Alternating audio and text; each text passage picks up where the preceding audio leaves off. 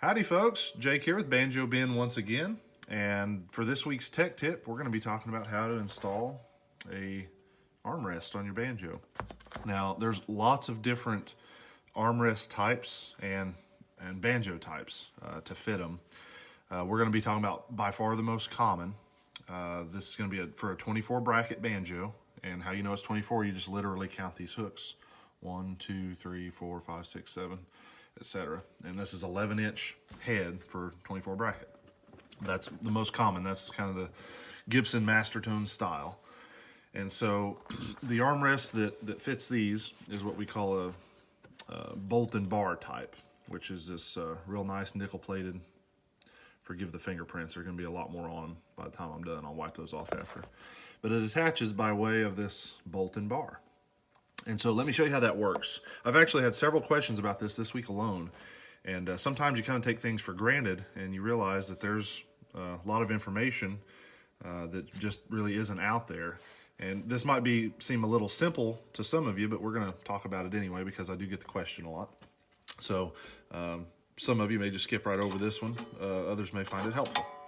So first of all, we'll talk about the placement of the armrest and how it attaches, and then I'll show you how to do it. So on the armrest itself, you can see it has these two notches in the bottom, and those are going to line up with the hooks you choose to attach it to. The way all the cool kids do it, we put it right there. Just rest about a 1/2 inch or 3/8 of an inch, maybe a 1/4 of an inch from the tail piece. Some people prefer to come more from the top. If that's the case, move it over one set of brackets, put it right there, which puts you a good 1.5 inches away from the tailpiece, if that's where you like it. And it doesn't matter, it's just personal preference. This is more like Gibson catalog correct back here. So I've shown you the notches there, how that works. Let's talk about the bar itself. If you look at this bar, it's going to have a slight curve to it. So from the threaded hole in the middle, it's going to be angled up this way slightly and this way slightly. And that's the way you want it to go in. You want the angled in parts to go in this way. So if we picture it's a V, like my fingers are, it would go against the banjo like this. Just what makes geometrically the most sense. Okay, so easiest way to do this that I've found is to take the bolt and bar, and you go ahead and just get it started on there, just barely. What I do is I kind of thread it on, and bear with me here, everything's more difficult on camera. There we go. So I get it started, and then I just go back to where it's pretty much just almost going to fall off of there. Then we go over here to the brackets we need, and the way it's going to work, you see how this creates like, oh, see, I knocked it off. I'm talking and fiddling with it too much.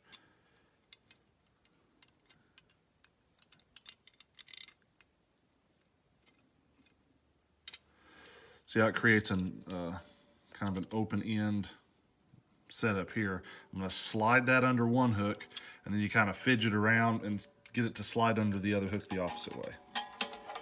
So if you can see how that goes there. See how I've got my setup. Slide it under.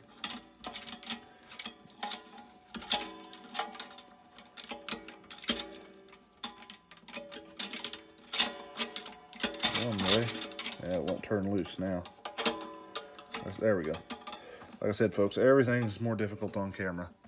And you can take your just your banjo tuning key that comes with it, or if not, you can use any kind of nut driver that you may have, a socket or whatever. Okay, so once we got it in place like this, I'm gonna go ahead and start to tighten it a little bit so I don't lose it.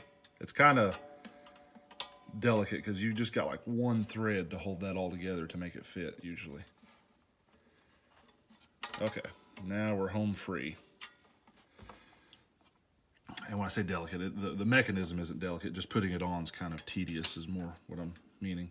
At this point, I take a flathead screwdriver and I'll hold down on this bar, because if I don't, whenever I turn it as it tightens up, that bar will rotate up this way.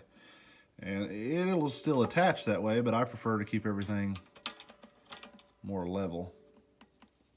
So just kind of apply a little downward pressure on that bar as I tighten the armrest up. There we go. Now it's good and solid, isn't going nowhere. And you can use this technique for, like I said, all these type of banjos. There's, for like 16 bracket banjos and clawhammer banjos, I don't have any of these armrests in at the moment, although I've got some on the way, and I'll do a demo of those too. Those are a little different. Those usually, like in the sheet metal here, they'll have 2 slots, just holes in them, for like the old-timey open back design. And the J-hooks, you just have to take the J-hooks loose, and they thread through those, or not thread, but they slip through those slots in the armrest and then clamp back down, and that's what tightens it. So they go through the slot and then into the tension hoop, and that's how those attach. So those are a little more straightforward than these, but they make all types of these. This is my favorite. I just like the plain shiny nickel one. You can get chrome plated and cobalt plated. You can get them engraved with all kinds of different designs on them and stuff like that, if you like the floral pattern or whatever. There's all kinds of people who do custom work on them too. So anyway, that's all there is to it. We've got our armrest attached there, and I hope that helps some of you out. And like always, we appreciate you folks for watching a whole bunch. I'll see you next time.